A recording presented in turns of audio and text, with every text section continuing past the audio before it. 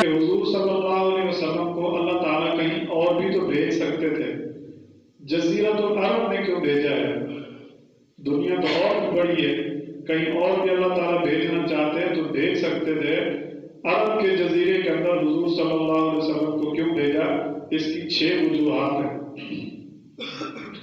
اس کی پہلی وجہ تو یہ ہے کہ عرب جو تھے وہ اپنی اصلی فطرت پر تھے باقی لوگوں کی بنسبت، اگرچہ جتنے بھی غیر گزرے تھے اور ان کے اندر برائیاں آ چکی تھیں، اخلاقی کمزوریاں تھیں، لیکن وہ اپنی اصلی فطرت پر تھے، ان کی دل کی تختی صاف تھی اور جدید علوم اور اس طرح کے فلسفیانہ ان کے ذہن نہیں تھے کہ ان کو پہلے صاف کرنا پڑتا پھر انہیں ایمان آتا، وہ پہلے ہی خالی الذہن تھے، ان کے اندر کوئی ایسی عقلی باتیں، فلسفیانہ باتیں، اس طرح کی چیزیں ان کے اندر نہیں تھیں۔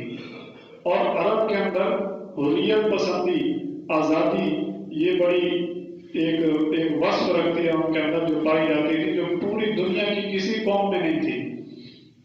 اور یہ ایسے بے باک لوگ تھے کہ اگر بات ان کی سمجھ میں آ جاتی تھی تو اس کے ساتھ تلوار لے کر کھڑے ہو جاتے تھے، سمجھ نہ آتی تھی تو نہیں مانتے تھے۔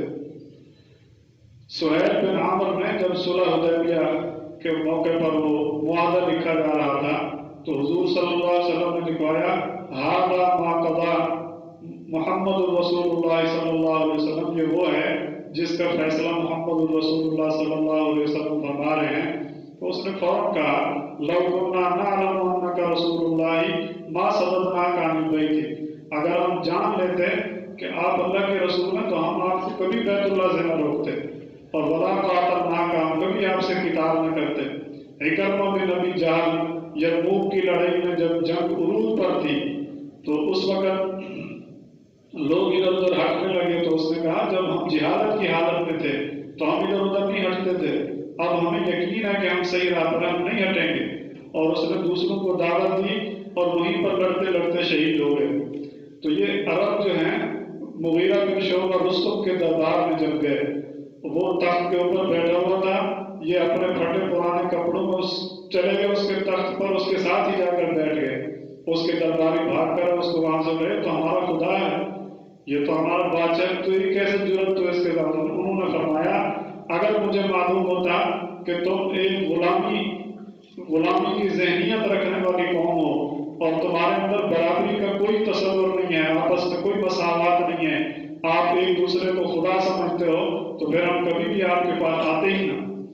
یہ عربوں کی ایک فطرت تھی، وہ کسی کی غلامی برداشت نہیں کرتے تھے۔ بخت نصر جس نے پوری دنیا پر حکومت کی ہے، 4 لوگوں نے پوری دنیا پر حکومت کی، 2 مسلمان تھے اور 2 کافر تھے۔ نمرود اور بخت نصر یہ کفار میں سے ہیں، اور ذوالقرنین اور حضرت سلیمان علیہ السلام یہ ان میں سے ہیں۔ تو ان لوگوں نے پوری دنیا پر بادشاہ کی ہے، لیکن بخت نصر عرب کے قریب سے گزر کے عرب کے اندر نہیں گیا، اس کو یہ جرت نہیں دی کہ آگے عرب پر جا کر حملہ کرے، اس لیے کہ یہ لوگ بڑے بہادر اور فطرتی طور پر آزاد طبیعت کے لوگ تھے، حریت پسند تھے، کسی کو بھی جرت نہیں دی کہ ان کو غلام بنا کر رکھے۔ تو ایک وجہ تو حضور صلی اللہ علیہ وسلم کی جزیرۃ العرب میں بھیجنے کی یہ ہے کہ عرب جو تھے ان کی ذہن کی تختی، دل کی تختی صاف تھی، ذہنی طور پر وہ کسی جدید فلسفے کا شکار نہیں ہوئے تھے، اور ان کی فطرت ایسی تھی کہ اگر ان کو دین سمجھا دیا جائے تو پھر آگے اس کو پہنچانا بھی آسان ہوگا۔ اس کے خلاف جو دوسری قومیں تھیں وہ ایسے تھیں کہ جیسے ایک محاورہ ہے چلو تو ادھر کو ہوا ہو جدھر کی، کہ بس جہاں بھی کوئی چل رہا ہے ہم بھی اس کے پیچھے چلیں گے۔ ان کے اندر کوئی اصول پسندی اور حقیقت پسندی نہیں تھی کسی بھی قوم کے اندر۔ اب بھی دیکھ لیں اہل عرب کے علاوہ کسی بھی قوم کے اندر اصول پسندی، حقیقت پسندی مشکل سے ملتی ہے، بس زمانے کے ساتھ جہاں زمانہ جا رہا ہے ہم نے بھی وہیں جانا ہے۔ تو یہ عرب کے اندر اللہ تعالیٰ نے خاصیت اور فطرت رکھی ہے۔ اب بھی اہل عرب جتنے دوسری طرف چلے گئے ہیں لیکن ان کے اندر یہ فطرتی جوہر اب بھی موجود ہے کہ کوئی مسیحا اب بھی آ جائے تو یہ اب بھی اسی رخ پر چلے جائیں گے۔ شاہ فہد کو جب اللہ تعالیٰ نے حضور صلی اللہ علیہ وسلم کو ان کے اندر بھیجا ہے، یہ پہلی وجہ ہے کہ جزیرۃ العرب میں حضور صلی اللہ علیہ وسلم کو بھیجنے کی۔ اور دوسری وجہ یہ ہے کہ جزیرۃ العرب میں بیت اللہ موجود ہے. ان اول بیت وضع للناس للذی ببکۃ مبارکا وہدی للعالمین، کہ سب سے پہلا گھر جو بنایا گیا لوگوں کے لیے، لوگوں کے نفع کے لیے، وہ مکہ ہے، وہ بیت اللہ ہے. تو بیت اللہ کی وجہ سے حضور صلی اللہ علیہ وسلم کو جزیرۃ العرب میں بھیجا گیا. اور تیسری وجہ جزیرۃ العرب میں بھیجنے کی یہ ہے کہ یہ مرکز ہے. دنیا کی جتنی بھی آبادی ہے اس کا مرکز یہ جزیرۃ العرب ہے. 3 بڑے بڑے بر اعظم ایشیا، یورپ اور افریقہ اس کے سنگم پر واقع ہیں. یہاں سے پیغام جو ہے بیک وقت پوری دنیا پر برابر پہنچ سکتا ہے. تو یہ مرکز ہے. مرکز ہونے کی وجہ سے حضور صلی اللہ علیہ وسلم کو یہاں بھیجا گیا ہے. اور چوتھی وجہ یہ ہے کہ دفاعی لحاظ سے بھی یہ جو جزیرۃ العرب ہے یہ بڑا مضبوط ہے کہ اس کے 3 طرف سمندر ہے اور ایک طرف خشکی ہے. اس لیے کسی کو جرأت نہیں ہوتی تھی ان پر حملہ کرنے کی اور ان پر حکومت کرنے کی. اور 5ویں وجہ یہ ہے کہ جزیرۃ العرب میں حضور صلی اللہ علیہ وسلم کو اللہ تعالیٰ نے اس لیے بھیجا کہ یہ جو غریب قسم کے لوگ ہیں اور ان کے اندر کوئی ایسی چیز نہیں ہے، تو اللہ تعالیٰ نے یہ بتلا دیا ہے کہ اللہ تعالیٰ کو اپنے دین کا کام لینے کے لیے لشکروں اور حکومت کی ضرورت نہیں ہے. اللہ تعالیٰ چاہیں تو کمزوروں سے بھی دین کا کام لے سکتا ہے. اللہ نے لیا ہے.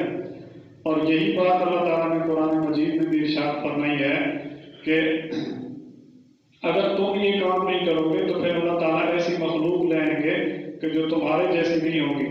ان تتولوا یستبدل قوما غیرکم، اگر تم منہ موڑ لو گے اللہ تعالیٰ تمہاری جگہ اور قوم لے کر آئیں گے. ثم لا یکونوا امثالکم، وہ تمہارے جیسی نہیں ہوگی. اور اللہ تعالیٰ دوسری جگہ فرماتے ہیں ان یشاء یذہبکم ویأتی بخلق جدید، اگر اللہ تعالیٰ چاہے تو تمہیں سب کو ختم کر دے اور دوسری مخلوق لے کر آئے. تو یہ اللہ تعالیٰ قادر ہے. طوبی للغرباء، حدیث میں آتا ہے کہ غرباء کے لیے بڑی خوشخبری ہے. بدأ الدین غریبا، یہ اس دین کی ابتدا ہوئی تھی تو غریب تھا. وسیعود غریبا، اور اب قریب یہ ایسے ہی ہو جائے گا جیسے پہلی حالت میں تھا. یہ ماحول بن رہا ہے تو ایسے ہی چلا جائے گا جیسے علامہ اقبال کا جو شکوہ جواب شکوہ ہے وہاں پر بھی تو یہی ہے کہ کوئی شکوہ کر رہا ہے کہ ہمارے اوپر تو یہ مصیبتیں ہیں، یہ مصیبتیں ہیں. تو وہ جواب شکوہ میں کہتے ہیں کہ اس دین کو سنبھالا تو غریبوں نے ہے. تو یہ دین ایسا ہے. اس لیے حضور صلی اللہ علیہ وسلم نے جزیرۃ العرب میں اللہ تعالیٰ نے ان کو بھیجا کہ اللہ تعالیٰ یہ دکھانا چاہتے ہیں کہ اللہ کو دین پھیلانے کے لیے اور اپنے دین کو غالب کرنے کے لیے لشکروں کی، حکومتوں کی، قوتوں کی کوئی ضرورت نہیں ہے. وہ اس کے محتاج نہیں ہے. اور ابتدا میں آپ دیکھیں، اور اگر علمی میدان کے اندر دیکھا جائے تو اکثر اہل علم ایسے لوگ ہیں جو مخلوق الحال اور غلام اور غریب قسم کے لوگ تھے. مکہ کے جو سب سے بڑے فقیہ حضرت عطا بن ابی رباح تھے.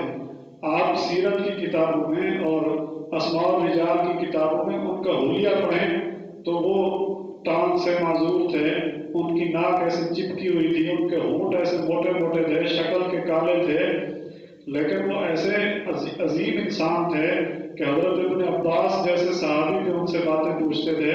اور جب ان کی وفات ہوئی تھی تو اہل مکہ نے کہا تھا کہ اب اہل مکہ یتیم ہو چکا ہے. اسی طرح بڑے بڑے غلام جو ہیں، حضرت نافع یہ غلام تھے. حضرت ابن عمر کی ساری روایات کے جو امین ہیں نافع ہیں، اور نافع غلام تھے. تو اللہ تعالیٰ نے یہ دین کمزوروں کے ذریعے سے پھیلایا ہے دنیا کو یہ دکھانے کے لیے کہ اللہ کو اپنے دین کے لیے کسی قسم کی طاقت کی، لشکر کی، حکومت کی، بڑے لوگوں کی کوئی ضرورت نہیں ہے. اللہ تعالیٰ ایسوں سے بھی کام لیتے ہیں کہ دنیا دنگ رہ جاتی ہے. اور جزیرۃ العرب میں بھیجنے کی 6ٹھی وجہ علماء نے یہ لکھی ہے کہ ایسے علاقے میں اگر حضور صلی اللہ علیہ وسلم کو بھیجا جاتا جہاں پر حکومت تھی، جہاں پر کوئی فلسفیانہ وجود تھا، تو لوگ کہہ سکتے تھے بعد میں کہ یہ دین تو اس حکومت کی وجہ سے پھیلا ہے. اور فلاں فلسفہ جدید جو تھا اس سے حضور علیہ السلام نے دین کو اخذ کیا، دین کو لیا اور اس سے دین بنا کر لوگوں میں پھیلا دیا، تو حضور صلی اللہ علیہ وسلم کو اس چیز سے بھی بچانے کے لیے اللہ نے ایسی قوم میں بھیجا جو بالکل ان پڑھ تھی، ان کے اندر کوئی فلسفیانہ ذہن نہیں تھا، ان کے ذہن بالکل صاف تھے، اور وہ کوئی جدید عقلی بھول بھلیوں کے اندر نہیں تھے، وہ بالکل صاف ذہن کے تھے، بالکل صاف دل کے تھے۔ اللہ نے یہ دکھایا ہے کہ اللہ تعالیٰ اس دین کو پھیلانے کے لیے نہ حکومت کا محتاج ہے، اور نہ ہی حضور صلی اللہ علیہ وسلم نے اس دین کو کسی فلسفے سے اخذ کیا ہے، نہ کسی جدید چیز سے اس کو لیا ہے۔ اللہ تعالیٰ نے یہ دین براہ راست حضور صلی اللہ علیہ وسلم پر نازل کیا ہے۔ تو یہ ہے وجہ جزیرۃ العرب میں بھیجنے کی۔ اللہ تعالیٰ نے حضور